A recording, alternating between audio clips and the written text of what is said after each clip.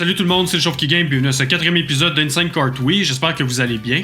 Aujourd'hui on va faire les coupes 25 à 32 et on va jouer Yoshi. Et donc avec ça, on commence avec la coupe Poison Mushroom.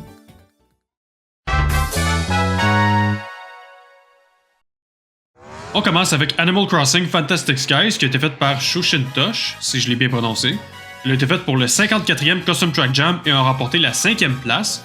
La piste se passe essentiellement dans le ciel avec des éléments et des personnages d'Animal Crossing. Je crois que les bonhommes sont huge for some reason. Mais sinon, pour ça, la course est vraiment le fun. Visuellement, elle est super belle, puis elle est vraiment dynamique aussi, fait que j'aime beaucoup ça. Donc je donne 88% et je suis dans de la refaire. On y va ensuite avec Anime Circuit qui a été faite par Stewie 1.0 et Rukasudo 90. Comme vous pouvez le voir, la piste est remplie de billboards de personnages d'anime. L'idée était bonne, mais j'ai pas l'impression qu'elle a vraiment été exécutée. Juste exécutée tout court. Genre, ça aurait pu être vraiment insane là, de voir plein d'items ou plus de posters, plein de personnages d'anime, juste vraiment faire un gros ramassis d'éléments d'anime. J'ai l'impression que c'est juste un circuit simple avec quelques billboards. Fait que, je trouve que ça aurait pu aller plus loin. Donc, mais à part ça, for the most part, la piste se joue bien. Donc je donne 72%, mais je suis neutre à la rejouer. Ensuite, on a Another Rainbow Road qui a été faite par Coley 40 000. Elle a été faite pour le 59e Custom Track Jam et a fini en 7e place, à égalité avec une autre piste. C'est basically une combinaison entre la Rainbow Road de Mario Kart 64 et Mario Kart 7. Mais c'est actually un bon mix, le visuel. Par contre, je pense qu'il a été pris de Mario Kart DS, lui, si je ne m'abuse. Mais ouais, honnêtement, elle est vraiment le fun à jouer. Fait que je vais donner 84% et je suis dans de la refaire. Finalement, on a Ant Arctic Ambush par Mickeyman 713. Elle a été faite pour le 63e Custom Track Jam et a remporté la première place. Fait que good job. Sérieux, fier de toi. Anyway, l'auteur par contre s'est inspiré du visuel de Ninja Breadman, un jeu sur la Wii qui apparemment était vraiment mauvais. Mais à part ça, la piste a été le fun. Super beau visuel, beau dynamisme aussi. Comment je peux dire, le gameplay en tant que tel il était vraiment le fun. Et je pense que je serais capable de voir ça dans un actual Mario Kart. Fait que je vais donner 88% et je la refais anytime. Donc avec ça, on passe à la coupe Boo.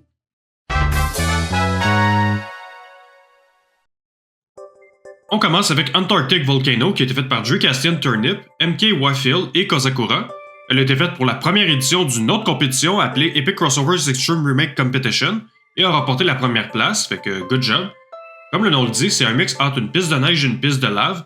Overall, le mix est très beau. La section neige, c'est dans une forêt avec des sapins en pleine nuit. Et la section lave, ça a l'air d'être dans un volcan avec des colonnes. Mais overall, la piste est très simple, et safe même, je dirais, mais visuellement, c'est très beau. Fait que je donne 84% et je suis dans de la refaire. On a ensuite Anthill and Appian Apartments, en tout cas, j'imagine APTS veut dire ça, qui a été créé par Shorky. Elle a été faite pour le 68e Custom Track Jam et a remporté la première place aussi, fait que good job. La piste est longue et ambitieuse et wow, elle est vraiment insane par contre. Tu conduis à travers un champ de fleurs, une ruche, une fourmilière et juste overall le tout est très bien fait. Elle est vraiment dynamique aussi. Il y a bel et bien un sens d'aventure à travers différents environnements d'insectes, la petite section de bibliothèque aussi, là, c'est cute. Honnêtement, perso, je suis pas tant fan des insectes, mais je sais que Mario a touché ça un peu comme thème. Là. Ils ont, en particulier avec les abeilles dans Mario Galaxy. Puis il pourrait avoir beaucoup de potentiel avec ça. Fait que, ouais, avec tout ça, là, je vais faire quelque chose que j'ai jamais fait avant dans mes vidéos de Insane Cartwheel. Je vais donner 100% à la piste et je la rejoue anytime. Ensuite, on a Anthro Valley qui a été faite par Billy Noodles et apparemment il y a J8Bit Forager aussi qui a aidé avec le design. Fait que, on va le mentionner. C'est une piste assez simple mais belle qui se passe dans un setting d'automne. Donc, on a la rivière, une montagne, un village. Sans nécessairement ajouter quelque chose de hyper original. Ce qu'on a devant nous fait amplement la job, puis elle est belle fun aussi. Tu sais, je dis souvent, mettons, qu'une piste est simple, mais c'est pas nécessairement une mauvaise chose. Y a rien de mal à juste créer une petite piste bien simple, sans nécessairement ajouter des grosses affaires, faire un gros facteur wow. Si la piste est belle, elle fait la job, puis elle est fun à jouer dessus, j'ai aucun problème avec ça, puis je vais pas nécessairement enlever des points à cause de ça. Donc, avec tout ça, je vais donner 80% à celle-là, et je suis dans de la refaire. Finalement, on a Anti-Gravity Zone qui a été faite par Jasper et ouais. Je peux respecter l'idée et le visuel ça va, mais sinon, je sais pas si c'est moi qui ai mal joué, mais j'ai juste l'impression que c'était actually pas ben jouable. Genre oui, le principe est de flotter, vu que c'est anti-gravité. Mon bonhomme faisait juste avancer par lui-même, mais sans vraiment être capable, sans vraiment que je sois capable de le contrôler. Puis au lieu de proprement flotter comme les autres, ouais, non, c'est ça, c'est. Je sais pas. J'ai pas tant trippé, honnêtement. Là. Encore une fois, je respecte l'idée et je suis ouvert à la rejouer si ça s'arrange, là, ce petit truc-là. Mais en attendant, malheureusement, je vais donner 40% et, comme j'ai dit, à moins que ça s'arrange, je pense pas la refaire. Donc, avec ça, on passe à la coupe Chain Chomp. On commence avec Anti-Gravity Road qui a été faite par Toadette Hackfan et ouais. C'est un peu mal de donner des mauvais reviews sur des pistes de Toadette Hackfan, considérant que c'est la personne qui a fait le pack d'Insane Cartwheel, mais c'est littéralement une piste flottante avec une texture de flèche. Je sais pas trop quoi dire de plus. Par contre, les textures sont même buggées. Il y a un côté challenging un peu par contre que je peux apprécier, mais sinon, ouais, je donne 32% et je pense pas la refaire. On a ensuite Aperture Laboratories par Yoshivert99. C'est une piste basée sur le jeu Portal, comme vous pouvez le voir avec son visuel et le fait que dès le début tu passes à travers des portails. Overall, j'aime bien la piste, mais j'avoue que le visuel, surtout dans les endroits éclairés, ben justement, je trouve ça un petit peu trop éclairé. Mais sinon, je la trouve le fun, et avec un peu de tweaking, ça pourrait être une super bonne piste. Fait que je donne 76% et je suis pas fermé à la rejouer. On a ensuite A Playable Track faite par Spy Kid. C'est 4 carrés puis des canons. Et une fois que tu pars, tu peux littéralement juste déposer ta manette sans y toucher et t'es good to go jusqu'à la fin. C'est cocasse, mais c'est le genre de piste que c'est drôle de faire une fois. Après ça, il n'y a pas vraiment de rejouabilité ou même de compétition. Si t'es le premier à te faire projeter, tu gagnes la course for sure. Fait que je donne 52% et je suis indifférent à la rejouer. Finalement, on a Apollo Planet qui est écrit par Veremi pour le 36e Custom Track Jam et a fini en 8e place. Ça se passe sur une planète lointaine. En termes de gameplay, elle est quand même le fun à jouer, rien de complexe ou ambitieux, des petits jumps, des élévations, ça fait la job. Mais visuellement par contre, c'est basic, je dirais. C'est pas mauvais ou rien, mais on dirait qu'il manque de quoi, genre sur les textures ou juste le contenu pour rendre ça vraiment beau, que ça feel pour comme une planète lointaine qui est en train de se faire développer. Fait que c'est juste une petite affaire de même. Mais il y a du potentiel. Honnêtement, là, il y a du potentiel, ça je tiens à le dire. Fait que je donne 76% et je suis pas fermé à la rejouer. Et pendant que j'écrivais le review de cette coupe en particulier, il a annoncé la suite du jeu. Puis holy shit, un nouveau Mario Kart sur la fucking nice, il y a 24 personnages, check la ligne d'arrivée, il y a 24 personnages, holy shit! Désolé. Donc avec ça, on va passer à la coupe Boomerang Flower. On commence avec Apple Notes fait par ECD534 et Toadette Hackfan. De ce que j'ai compris, ça a pretty much été fait pour un poisson d'avril et c'est basically juste une Rainbow Road shapée comme la forme du logo Apple, kind of. C'est sûr que je peux pas donner beaucoup de points parce que c'est pas mal juste fait en tant que joke. Donc l'effort il est pas nécessairement là, pis c'est bien correct. Mais honnêtement, après avoir fait 3 tours de ça, ça commence à être long. Thank God que je pouvais aller hyper vite parce que ça commence à être long à la fin. Mais ouais, sinon c'est ça, c'est juste c'est pas tant mon style. Ça peut être cocasse pareil, mais tu sais, à part ça, bof. Là. Fait que je vais donner 40% et je pense pas la refaire. On a ensuite Aqua City par Kozakura. C'est le remake de la version de Yosh 46 que je vais parler tout de suite après. Honnêtement, il n'y a pas grand chose à dire. C'est effectivement une piste sous l'eau avec des murs qui ont des textures de building. C'est quand même assez simple. Je donne 68% et je suis pas fermé à la rejouer. Comme je disais, on a la version de Yosh 46. Pour vrai, je sais pas quoi dire de plus parce que c'est presque la même affaire. Je crois que je préfère les textures de cette version par contre, mais sinon c'est pas mal tout. Je donne 72% et je suis pas fermé à la rejouer non plus. Ok, les quelques prochaines pistes vont basically être différentes versions de la même affaire. Je parle ici d'Aquadrome Stage. Ici, on a justement Aquadrome Stage, tout simplement, fait par Spy Kid. Je crois en fait que c'est sa version la plus récente, et en gros, ça se passe dans un parc aquatique intérieur, et c'est probablement une des custom tracks les plus iconiques. Je crois qu'elle est là depuis un bon bout quand même. Je pense que tous les packs que j'ai joués dans le passé étaient là, que ce soit une version plus vieille ou plus récente, peu importe, étaient toujours là. Et considérant que ça fait presque 10 ans que je joue au Custom Track, j'ai pu voir cette piste évoluer. Et justement, il y a des versions plus anciennes dans les prochaines pistes qu'on verra bien. Mais pour cette version en particulier, elle est vraiment belle, elle est vraiment le fun, elle est super bien designée, je trouve. T'as vraiment le feeling d'être bel et bien dans un parc aquatique. Et même si à première vue la piste a l'air complexe, tu te repères quand même assez bien. Fait que pour ça, bon level design. Fait que ouais, good job. Je donne 88 et je la refais anytime. Fait qu'on va continuer les Aquadromes dans la prochaine coupe, fait qu'on y va avec la coupe Question Block. On commence avec une assez vieille version ici d'Aquadrome Stage, et ouais, c'est effectivement vieux, le visuel est beaucoup plus basic. For the most part, elle va bien pareil, mais tu vois quand même qu'il y avait pas mal de travail à faire, ce que Spy Kid a fait justement. comme vous avez pu le voir dans la version d'avant. Je donne 64, mais j'avoue que je pense pas la refaire, considérant qu'on a des versions plus récentes. On a ensuite la version 3.3 qui ressemble pas mal plus à la version récente que l'autre, mais avec un visuel un petit peu plus basique. Il reste encore un peu de travail à faire, mais on voit déjà le progrès, ça s'est beaucoup amélioré.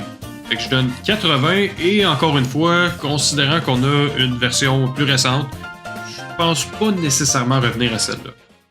La dernière version qu'on a, c'est Aquadrome Stage 2. Cette fois-ci, il y a Spiked et Torrent qui ont travaillé dessus. Il y a une nouvelle gimmick qu'ils ont ajoutée à celle-là que je trouve intéressante, c'est le fait qu'à chaque tour, il y a de plus en plus d'eau à certains endroits, fait que faut tout le temps que tu changes de route à chaque fois pour éviter de tomber dedans. C'est nice comme ajout, je trouve. Mais sinon, pour le reste, visuellement parlant, ça ressemble pas mal plus à la vieille version. Fait que c'est sûr que c'est moins visuellement plaisant à courir dessus, fait que je vais donner 68 et je suis pas fermé à la rejouer. Mais honnêtement, j'avoue qu'après 4 versions de la même piste, je commençais à avoir hâte de passer à la prochaine. Finalement, on a Aqua Dungeon par ZPL. Très bonne piste pour vrai. Il y a un très beau visuel. Ça fait un peu comme un Bowser's Castle, mais dans une version aquatique, avec des inspirations aussi de Koopa Cape. Et le tout blend in très bien. Ça pourrait très bien passer pour une piste de Mario Kart overall. Elle est vraiment le fun à jouer et le level design est vraiment on point. Fait que je donne 88% et je la refais anytime. Avec ça, on passe à la coupe Brick Block. On y va avec Aquaheria, qui a été faite par Save Veon. C'est un mix entre Aquadrome Stage et une autre piste que je vais parler un peu plus tard dans la vidéo, qui est Aquatropolis. C'est pas mal juste une route flottante bleue, avec un gros bloc que tu traverses. Niveau visuel, c'est très minimaliste, mais j'admets qu'il y a un bon challenge là-dedans. Je suis pas tant fan de la section interne. De ce que j'ai cru comprendre, par contre, c'est que Save Veon a essayé de recréer le look des vieilles custom tracks. Ouais, ça peut être sympathique. Mais je vais donner 56% et je pense pas la refaire. On a ensuite Aqua Metropolis qui a été faite par Atmosphere. Elle a été faite pour le 40e Custom Track Jam et a fini en 5e place. L'idée est bonne, une métropole sous l'eau peut être vraiment intéressant si c'est bien exécuté. Par contre, ici on dirait que c'est un petit peu trop simple. Genre oui, il y a des buildings et tout, mais je sais pas, on dirait vraiment qu'il manque du stock là, pour vraiment faire une bonne métropole. Mais ceci dit, le visuel reste bien sympathique et je trouve qu'il y a vraiment du potentiel. Fait que je donne 72%. J'encourage Atmosphere de vraiment improve la piste, de vraiment ajouter plus d'éléments pour vraiment rendre ça insane. Et je suis pas fermé à la rejouer. On a ensuite Aquania. Et ok, j'avoue, je commence un peu à me tanner des pistes qui commencent par Aqua, là. Au moins ça achève. Anyway, Aquania a été faite par Spiked et overall, c'est semblable un peu à Aqua Metropolis, mais avec un meilleur visuel, un meilleur level design surtout. Il y a les élévations, il y a les jumps qui. T'as ça, puis t'as très probablement une bonne piste de Mario Kart.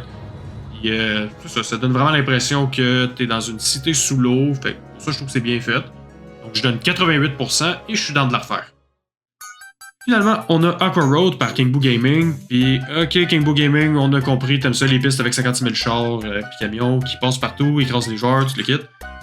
Mais à un moment donné, ça devient un peu répétitif. Et je sais que cette piste-là en particulier était supposée être une joke, je comprends. J'ai aucun problème à ce qu'il y ait des pistes comme Woodview Highway ou Shroom Ridge qui a des chars de même que ça fait un obstacle pour les joueurs, c'est un bon challenge.